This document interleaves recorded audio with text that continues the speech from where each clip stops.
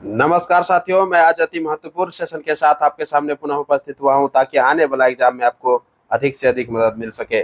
जो भी बिहार पुलिस का एग्जामिनेशन का तैयारी कर रहे हैं दोस्तों, जो भी बिहार दरोगा का एग्जामिनेशन का तैयारी कर रहे हैं, सभी लोग जो है वीडियो देखने का प्रयास कीजिएगा। एक एक वीडियो जो है आपके एग्जाम के मध्य व्यू से देखा गया है और सभी क्वेश्चंस को आपको एग्जाम मॉडल तैयार किया गया दोस्तों। क्योंकि जब एग्जामिनेशन दे करके आप निकलिएगा और वीडियो देखिएगा तो पता चलेगा कि क्वेश्चन कहाँ से पूछा जाता है। इसीलिए आप सभी वीडियो देखने का प्रयास कीजिएगा। पहला क्वेश्चन है, कुल राष्ट्रीय आय में प्राथमिक क्षेत्र का योगदान लगभग कितना होता है? कुल राष्ट्रीय आय में प्राथमिक क्षेत्र का योगदान लगभग कितना है? तो प्राथमिक क्षेत्र का जो योगदान है दोस्तों वो 30% के लगभग है। ऑप्शन ए हो जाएगा। क्लियर। नेक्स्ट क्वेश्चन है, हाल ही में भोटो यात्रा, ये भोटो यात्रा है, ये मोटो यात्रा लिख दिया है, ये भोटो यात्रा समारोह किस देश में संपन्न हुआ है? हाल ही में भोटो यात्रा समारोह जो है किस देश में संपन्न हुआ है? भोटो यात्रा समारोह है, ये ध्यान में रखिएगा, ये बहुत इंपॉर्टेंट है। भोटो यात्रा समारोह किस देश में संपन्न हुआ है? तो नेपाल में हुआ दोस्तों। हाल ही में भोटो यात्रा समारोह किस देश में संपन्न हुआ है? तो हाल ही में नेपाल में संपन्न हुआ है। ऑप्शन ए हो जाएगा। नेक्स्ट क्वेश्चन है, अंतर्राष्ट्रीय गणित ओलंपियाड में भारत को कौन सा स्थान मिला है? अंतर्राष्ट्रीय गणित ओलंपियाड की बात कर रहा है, जो कि भारत का कौन सा स्थान प्राप्त हुआ है? तो भारत को जो है चौथा स्थान प्राप्त हुआ दोस्तों। भारत को चौथा स्थान प्राप्त हुआ है। ऑप्शन ए हो जाएगा। क्लियर। नेक्स्ट क्वेश्चन है, प्रौढ़ शिक्षा कार्यक्रम का प्रारंभ कब हुआ? प्रौढ़ शिक्षा कार्यक्रम का प्रारंभ कब हुआ? तो प्रौढ़ शिक्षा कार्यक्रम का जो प्रारंभ हुआ था 1979 में हुआ था। कब हुआ था? 1979 में हुआ था। ऑप्शन ए हो जाएगा। नेक्स्ट क्वेश्चन है, गांधी जी को times person of the year किस वर्ष घोषित किया गया था? गांधी जी को times person of the year जो है 1930 ईस्वी में घोषित किया था दोस्तों। ऑप्शन ए हो जाएगा। गांधी जी को times person of the year जो है 1930 ईस्वी में घोषित किया था। ऑप्शन ए हो जाएगा। जबकि 1924 ईस्वी में गांधी जी जो है बेलगांव का कांग्रेस अधिवेशन का अध्यक्षता किया था। यह भी ध्यान रखिएगा। 1924 ईस्वी में बेलगांव में कर्नाटक में जो कांग्रेस का अधिवेशन हुआ था जिसमें अध्यक्षता किया था। क्लियर। और 1930 ईस्वी में times person of the year घोषित किया था गांधी जी को। नेक्स्ट क्वेश्चन है, डॉक्टर पी रामाराव समिति का संबंध किससे है? डॉक्टर पी रामाराव समिति का संबंध किससे है? तो चुनाव सुधार से है। किससे है? चुनाव सुधार से है। ऑप्शन बी हो जाएगा। नेक्स्ट क्वेश्चन है, कोई राज्य उन अधिकारों द्वारा जाना जाता है जिन्हें वो बनाए रखता है। किसका कथन है? कोई राज्य उन अधिकारों द्वारा जाना जाता है जिन्हें वो बनाए रखता है। यह कथन जो है लास्की का है दोस्तों। यह कथन किसका है? लास्की कर लीजिएगा, यह लास्की हो जाएगा। ऑप्शन ए हो जाएगा, लास्की।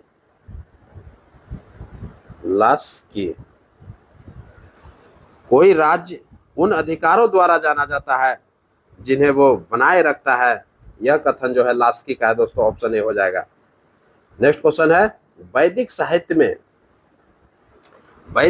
में प्रयुक्त व्रीहि शब्द का अर्थ क्या है? वैदिक साहित्य में प्रयुक्त व्रीहि शब्द का अर्थ क्या है? तो चावल होता है। व्रीहि शब्द का अर्थ क्या होता है?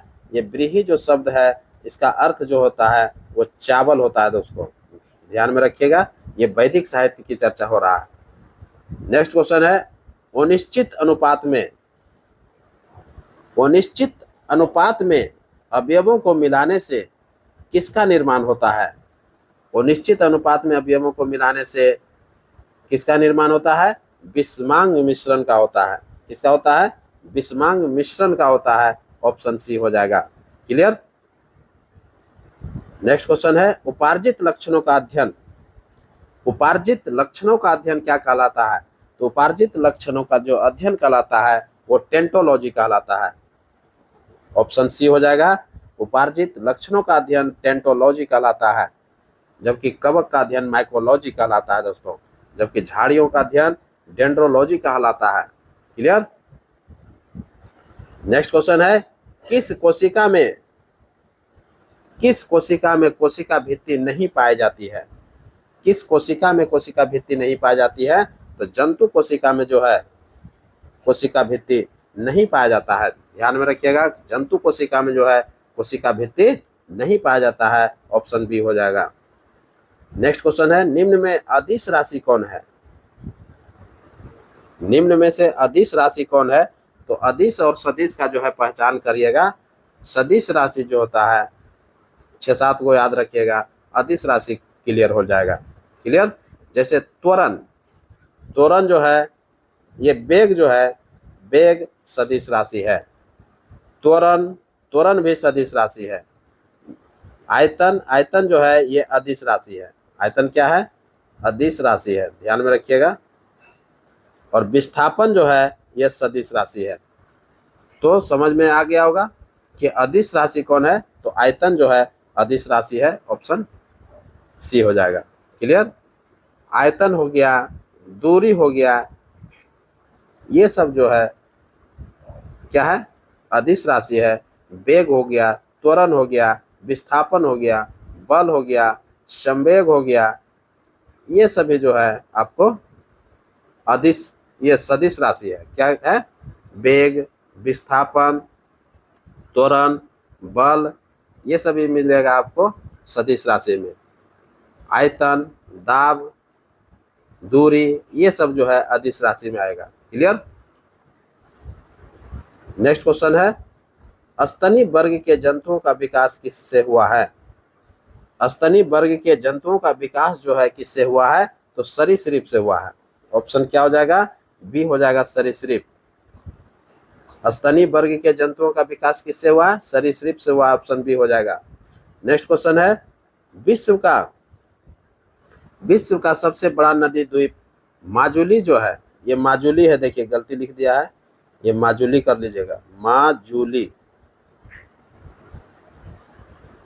विश्व का सबसे बड़ा नदी द्वीप माजुली कहाँ है? तो माजुली जो है ये असम में पड़ता है दोस्तों। कहाँ पड़ता है? असम में पड़ता है। ऑप्शन ए हो जाएगा। विश्व का सबसे बड़ा नदी द्वीप जो है माजुली है और ये असम में पड़ता है, ब्रह्मपुत्रा नदी पर है दोस्तों। क्लियर। नेक्स्ट क्वेश्चन है काजीरंगा राष्ट्रीय उद्यान कहाँ है? बार बार ये सब क्वेश्चन पूछा जाता है। काजीरंगा राष्ट्रीय उद्यान कहाँ है? तो काजीरंगा राष्ट्रीय उद्यान जो है ये भी असम में पड़ता है दोस्तों। काजीरंगा राष्ट्रीय उद्यान कहाँ पड़ता है? असम में पड़ता है। बहुत इंपॉर्टेंट क्वेश्चन है ये, बार बार ये सब क्वेश्चन पूछा जाता है। और इसी में कंफ्यूजन डालने के लिए क्वेश्चन पूछता है कि जिम कॉर्बेट राष्ट्रीय उद्यान कहाँ है? तो जिम कॉर्बेट राष्ट्रीय उद्यान अगर पूछेगा तो उत्तराखंड में हो जाता है। और काजीरंगा राष्ट्रीय उद्यान कहाँ है? असम में है। क्लियर। नेक्स्ट क्वेश्चन है प्रयाग प्रशस्ति। देखिए प्रयाग प्रशस्ति लिखा है, ये थोड़ा टाइपिंग करने में मिस्टेक कर दिया है। प्रशस्ति, प्रयाग प्रशस्ति के रचयिता कौन है? प्रयाग प्रशस्ति के रचयिता जो है हरिसेन है। कौन है? प्रयाग प्रशस्ति के रचयिता हरिसेन है। ऑप्शन ए हो जाएगा। हरिसेन जो थे समुद्रगुप्त के दरबारी कवि थे दोस्तों।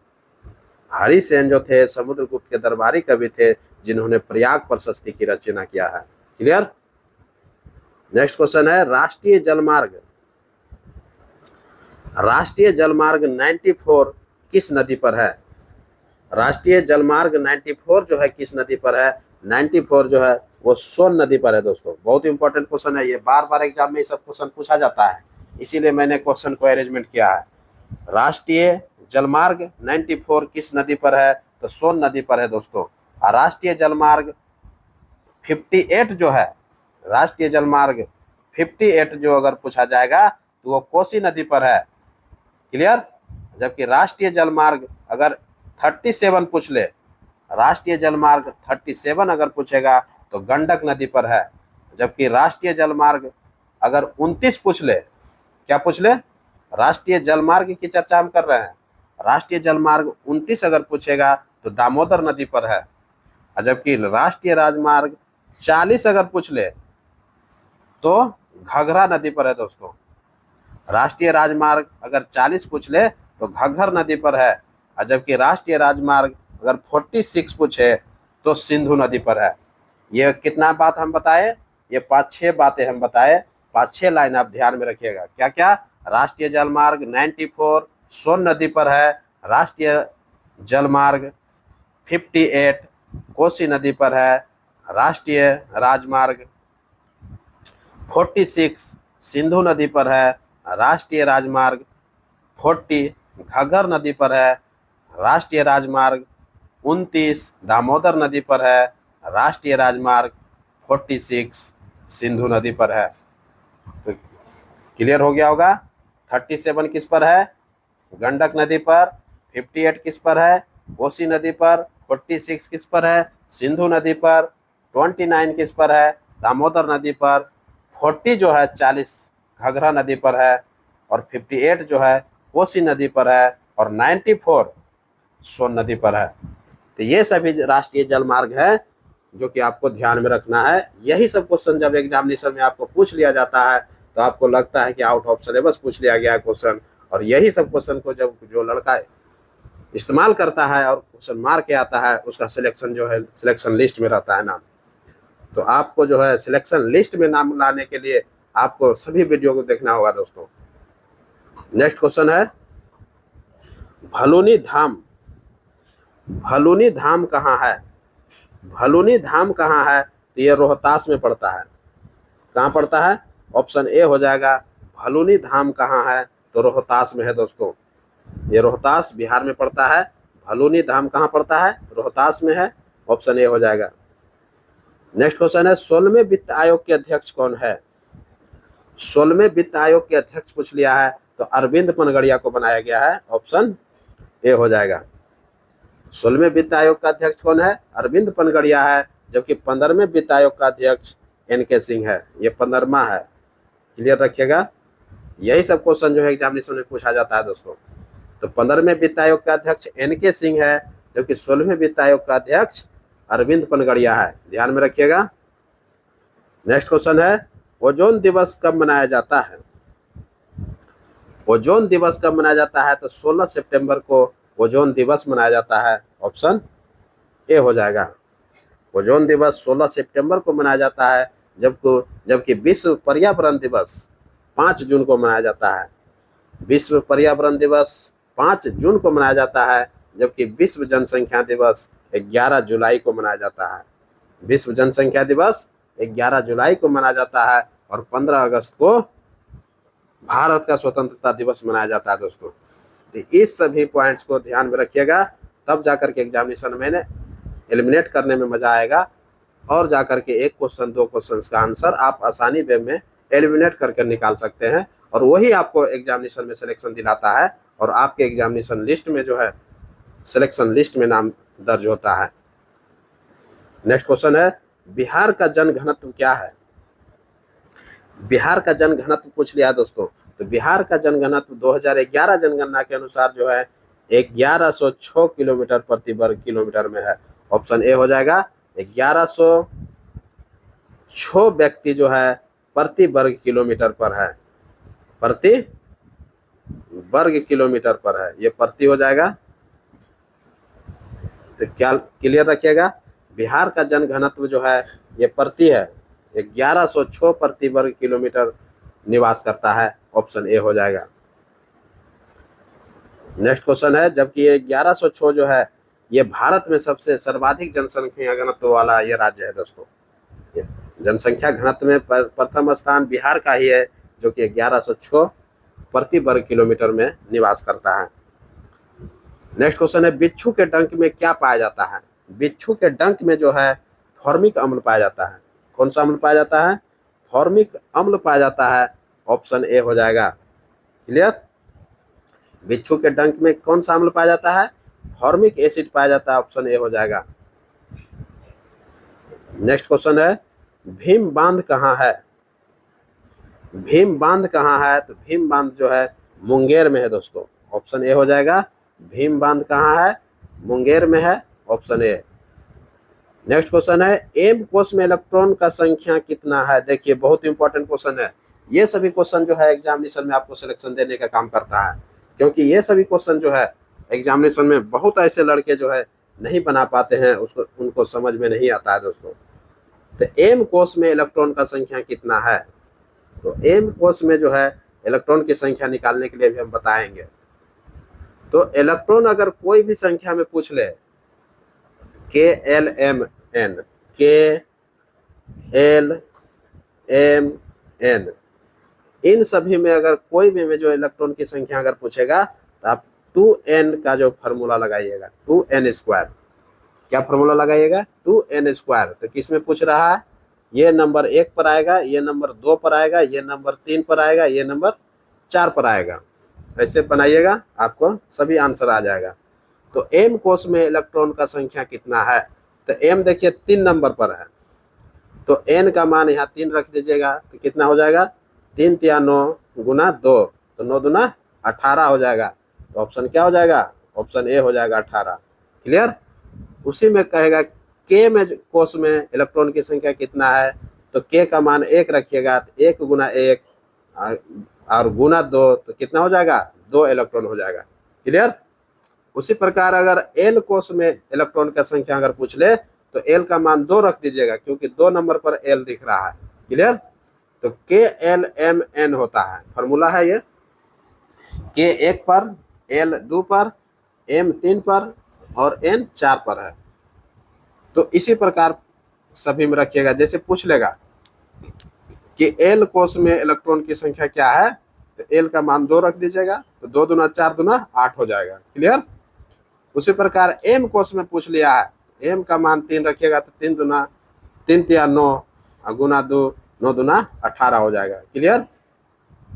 एन कोष में अगर पूछ लेगा कि एन कोष में इलेक्ट्रॉन की संख्या क्या है, तो एन का मान 4 रख दीजिएगा, तो 4 जैसे रखिएगा तो 4 चौक 16 हो जाएगा, और गुना 2, 16 दूना 32 इलेक्ट्रॉन हो जाएगा। तो क्लियर हो गया होगा। तो इन सभी पॉइंट्स को आप ध्यान में रखिएगा, 1 नंबर जो है आपको मुफ्त में मिल जाएगा दोस्तों। क्लियर। नेक्स्ट क्वेश्चन है म्यांमार में चक्रवात मोचा से प्रभावित लोगों की मदद के लिए भारत में कौन सा ऑपरेशन चलाया गया है। देखिए बहुत इंपॉर्टेंट क्वेश्चन है। ये कह रहा है कि म्यांमार में जो चक्रवात आया था, जिसका नाम था मोचा, क्या नाम था, मोचा चक्रवात था। मोचा चक्रवात से प्रभावित लोगों की मदद के लिए भारत में कौन सा ऑपरेशन भारत ने चलाया था, तो ऑपरेशन करुणा चलाया था दोस्तों। क्या चलाया था, ऑपरेशन करुणा चलाया था। म्यांमार में जो चक्रवात मोचा से प्रभावित लोगों की मदद के लिए भारत द्वारा जो चलाया गया था, ऑपरेशन करुणा चलाया गया था, ऑप्शन बी हो जाएगा। क्लियर। नेक्स्ट क्वेश्चन है महावीर स्वामी के संदर्भ में कौन असत्य है। एक एक करके देखते हैं। पहला है महावीर स्वामी का जन्म 540 ईसा पूर्व में हुआ था, ये बिल्कुल सत्य है दोस्तों। महावीर स्वामी का जन्म जो हुआ था 540 ईसा पूर्व में हुआ था, ये बिल्कुल सत्य है। दूसरा है इनके माता त्रिशला चेटक की बहन थी। महावीर जी की माता का नाम जो थी त्रिशला थी, जो कि चेटक की बहन थी, ये बिल्कुल सत्य है। तीसरा है इनके पिता सिद्धार्थ था, इनके पिता का नाम जो थे सिद्धार्थ था, ये जो है स्वामी महावीर स्वामी के पिता का नाम सिद्धार्थ था, ये बिल्कुल सत्य है। क्लियर। चौथा है महावीर की पत्नी यशोधरा थी, बिल्कुल ये गलत है दोस्तों। महावीर की पत्नी जो है यशोदा थी। महावीर की पत्नी कौन थी, यशोदा थी, ये बिल्कुल गलत हो गया। तो क्या हो जाएगा, तो गलत खोजना था, ऑप्शन डी हो जाएगा। तो महावीर की पत्नी कौन थी, यशोदा थी, जबकि यशोधरा दिया हुआ है। क्लियर हो गया होगा। नेक्स्ट क्वेश्चन की ओर बढ़ते हैं। जिब्रेलिन्स किससे निकाले जाते हैं। जिब्रेलिन्स किससे निकाले जाते हैं तो जिब्रेलिन्स जो निकाले जाते हैं वो कवक द्वारा निकाला जाता है दोस्तों। ऑप्शन सी हो जाएगा, कवक द्वारा निकाला जाता है। और जबकि कवक और शैवाल से मिलने से लाइकेन बनता है और कवक से जो है जिब्रेलिन्स को निकाला जाता है। ध्यान में रखिएगा, कवक और शैवाल के मिलने से लाइकेन का निर्माण होता है। लाइकेन क्या है? वायु प्रदूषक का काम करता है, वायु प्रदूषक संकेतक होता है वो लाइकेन। और जिब्रेलिन्स किससे निकाला जाता है? तो कवक से निकाला जाता है। क्लियर? नेक्स्ट क्वेश्चन है, केंद्रीय चावल अनुसंधान केंद्र कहाँ है? केंद्रीय चावल अनुसंधान केंद्र कहाँ है? तो ये कटक में पड़ता है दोस्तों। ये कटक कहाँ है? उड़ीसा में पड़ता है।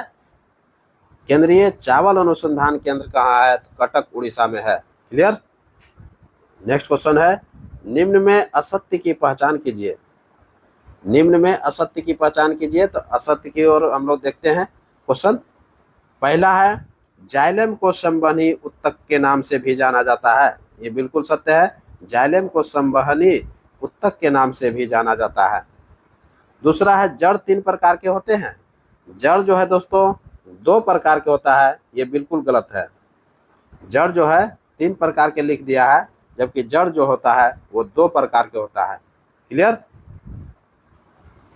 तीसरा है, पराग कोशिकांग से निकलकर वर्तिकाग्र पर पराग कणों के पहुंचने की प्रक्रिया ही परागन कहलाता है। ये बिल्कुल सत्य है। पिछले ईयर ये बीपीएससी में पूछा भी गया था। पराग कोशिकांग से निकलकर वर्तिकाग्र पर पराग कणों के पहुंचने की प्रक्रिया ही परागन कहलाता है। ऑप्शन सी सही है। चौथा है, बादामी क्रांति मसाला उत्पादन से संबंधित है। बादामी क्रांति जो है मसाला उत्पादन से संबंधित है। ये बिल्कुल सत्य है दोस्तों। क्लियर? तो असत्य कौन सा मिला? ऑप्शन बी हो जाएगा असत्य। क्लियर? नेक्स्ट क्वेश्चन है, पौधे का जन्म अंग क्या होता है? देखिए, पौधे का जनन हो जाएगा, यहाँ जन्म लिख दिया है, जनन कर लीजिएगा आप लोग। पौधे का जनन अंग क्या होता है? तो पौधे का जनन अंग जो होता है वो फूल होता है, पुष्प होता है। ऑप्शन ए हो जाएगा। क्लियर? नेक्स्ट क्वेश्चन है, निम्न में से कौन सही सुमेलित नहीं है? सही सुमेलित नहीं की चर्चा कर रहा है। तो नहीं की चर्चा कर रहा है, देख लेते हैं कौन कौन सुमेलित नहीं है। एक तरफ रेडियो समस्थानिक है, दूसरे तरफ रोग की रोकथाम के लिए रोग है दोस्तों। क्लियर? रोग की रोकथाम के लिए रोग है। अब देखते हैं कौन कौन है। पहला है कोबाल्ट 60। कोबाल्ट 60 का जो प्रयोग किया जाता है रेडियो समस्थानिक का, रक्त कैंसर अर्थात ल्यूकेमिया के रोकथाम के लिए किया जाता है। ये बिल्कुल सत्य है। ल्यूकेमिया जो रक्त कैंसर जो रोग होता है उसके रोकथाम के लिए कोबाल्ट 60 का इस्तेमाल किया जाता है। ये बिल्कुल सत्य है। दूसरा है आयोडीन 131, थायराइड ग्रंथि से संबंधित है। बिल्कुल, थायराइड ग्रंथि का जो बढ़ोतरी हो जाता है उसका जो है रोकथाम के लिए आयोडीन 131 का इस्तेमाल होता है। ये बिल्कुल सत्य है। तीसरा है फास्फोरस 32 का इस्तेमाल जो है टाइफाइड में होता है। तो ये बिल्कुल फास्फोरस 32 का इस्तेमाल जो है टाइफाइड में नहीं होता है दोस्तों, ये गलत है। तो फास्फोरस 32 का जो इस्तेमाल होता है कैंसर उपचार के लिए किया जाता है। किसके लिए किया जाता है? कैंसर उपचार के लिए किया जाता है। ऑप्शन सी में ये मिला लीजिएगा। क्लियर? तो फास्फोरस 32 का जो इस्तेमाल होता है कैंसर उपचार के लिए होता है।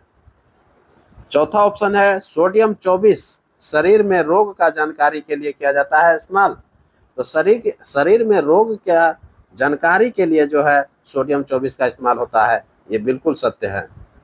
ये असत्य कौन सा मिल गया? सुमेलित नहीं है, तो ऑप्शन सी हो जाएगा। क्लियर? नेक्स्ट क्वेश्चन है, अब्राहम लिंकन की हत्या किसने की थी? बहुत इंपॉर्टेंट क्वेश्चन है। अब्राहम लिंकन की हत्या जो है किसने किया था? तो अब्राहम लिंकन की हत्या जॉन विल्किज बुश ने कर दिया था। जॉन विल्किज बुश ने किया था। ऑप्शन ए हो जाएगा। ये बहुत इंपॉर्टेंट क्वेश्चन है दोस्तों। अब्राहम लिंकन की हत्या किसने किया था? तो जॉन विल्किज बुश ने किया था। ऑप्शन ए हो जाएगा। 14 अप्रैल 1865 ईस्वी को इसकी हत्या कर दिया गया था। अब्राहम लिंकन की हत्या कब हुआ था? 14 अप्रैल 1865 ईस्वी को हुआ था। क्लियर?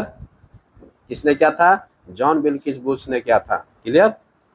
26 मई 1865 ईस्वी को अमेरिकी गृह युद्ध समाप्त हो गया था। 26 मई 1865 ईस्वी को अमेरिकी गृह युद्ध समाप्त हो गया था, जबकि अमेरिका में जो है दास प्रथा का उन्मूलन अब्राहम लिंकन ने ही किया था। दास प्रथा का उन्मूलन किसने किया था? अब्राहम लिंकन ने ही किया था 1 जनवरी 1863 ईस्वी को। और अमेरिका का जो राष्ट्रपति बना था अब्राहम लिंकन, वो 1860 ईस्वी में बना था दोस्तों। अमेरिका के राष्ट्रपति 1860 ईस्वी में अब्राहम लिंकन ने बना था। क्लियर? और 1863 में 1 जनवरी के दिन दास प्रथा का उन्मूलन कर दिया। क्लियर? इसी बीच में जो है अमेरिका में गृह युद्ध छिड़ जाता है। किसके किसके बीच गृह युद्ध छिड़ जाता है? तो दक्षिणी राज्य एवं उत्तरी राज्य के बीच में गृह युद्ध छिड़ जाता है। तो अमेरिका में गृह युद्ध की शुरुआत जो होता है 12 अप्रैल 1861 ईस्वी में हो जाता है। दक्षिणी एवं उत्तरी राज्यों के बीच में शुरू होता है। किसके किसके बीच में होता है? दक्षिणी राज्य एवं उत्तरी राज्य के बीच में हो जाता है। दक्षिणी राज्य जो है दासता के समर्थक थे, जबकि उत्तरी राज्य थे उसके विरोधी थे दोस्तों। दासता जो था, बहुत लोग दासता चाहता था, जबकि कुछ लोग विरोध भी करते थे। यही कारण है कि अमेरिका में जो है गृह युद्ध छिड़ा था, और इसका कारण जो था अब्राहम लिंकन था, क्योंकि अब्राहम लिंकन जो थे अमेरिका के वे पहले राष्ट्रपति हुए जिन्होंने कि समानता का अधिकार देता था। सभी को समानता का अधिकार दिया और दास प्रथा का उन्मूलन भी किया दोस्तों। क्लियर? अब्राहम लिंकन ही थे जिन्होंने प्रजातंत्र के लिए बहुत अच्छा डिफिनेशन दिया, जो कि आज भी प्रचलित है और हर देश में यही डिफिनेशन जो है मान्यता प्राप्त है दोस्तों। तो प्रजातंत्र का डिफिनेशन क्या था? प्रजातंत्र के लिए अति सुंदर परिभाषा आज भी प्रसिद्ध है।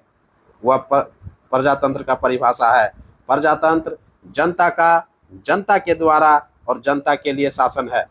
यही जो है अब्राहम लिंकन का बहुत बड़ा जो है कथन था दोस्तों, और आज भी ये जो है प्रजातंत्र का डिफिनेशन है और सटीक डिफिनेशन है। क्लियर? प्रजातंत्र जनता के द्वारा और जनता के लिए शासन है। क्लियर? तो अमेरिका में दासों का जो आयात जो है 1808 में ही अवैध घोषित कर दिया था। अमेरिका में दासों के आयात को 1808 ईस्वी में ही क्या किया था? अवैध घोषित कर दिया था। और दास प्रथा का उन्मूलन 1863 में किया था अब्राहम लिंकन के द्वारा 1 जनवरी 1863 ईस्वी को। क्लियर? अमेरिकी गृह युद्ध की समाप्ति कब हो गया था? 26 मई 1865 को हो गया था। क्लियर? और अब्राहम लिंकन की हत्या कब कर दी गई थी? 14 अप्रैल 1865 ईस्वी को। क्लियर? तो इन सभी पॉइंट्स को आप ध्यान में रखिएगा, तब जाकर के जो है कोई क्वेश्चन का जो है आप एलिमिनेट कर सकते हैं। और यही एलिमिनेट जब करते हैं तो आपको एग्जाम में जो है 1-2 क्वेश्चंस का मार्क्स ऐसे आपको मुफ्त में मिलता है, और आपका सिलेक्शन जो है एग्जामिनेशन लिस्ट में रहता है। नेक्स्ट क्वेश्चन है, और ये अंतिम क्वेश्चन होगा। कहता है विश्व का वह पहला देश कौन था जिसने मनुष्यों की समानता तथा उसके मौलिक अधिकारों की घोषणा किया था दोस्तों? विश्व का वह पहला देश कौन था जिसने मनुष्यों के समानता और उसके मौलिक अधिकारों की घोषणा किया था? तो वह कौन था? अमेरिका था दोस्तों। ऑप्शन ए हो जाएगा अमेरिका। संसार में सबसे पहले लिखित संविधान अमेरिका ने ही लागू किया था 1789 ईस्वी में, जिसमें महिलाओं को संपत्ति का अधिकार मिला था और उत्तराधिकार कानून को न्याय संगत बनाया था। तो आप समझ सकते हैं कि अमेरिका जो है समानता का अधिकार आज भी करता है दोस्तों, और मौलिक अधिकार की बात करता है। तो इसी के साथ अब हमको इजाजत दीजिए। मैं पुनः एक नए वीडियो के साथ आपके सामने उपस्थित होऊंगा। तब तक के लिए पढ़िए और नेक्स्ट वीडियो का इंतजार कीजिए। अमेरिका का स्वतंत्रता दिवस कब मनाया जाता है? 4 जुलाई के दिन मनाया जाता है, ये भी ध्यान रखिएगा। इसी के साथ नमस्कार।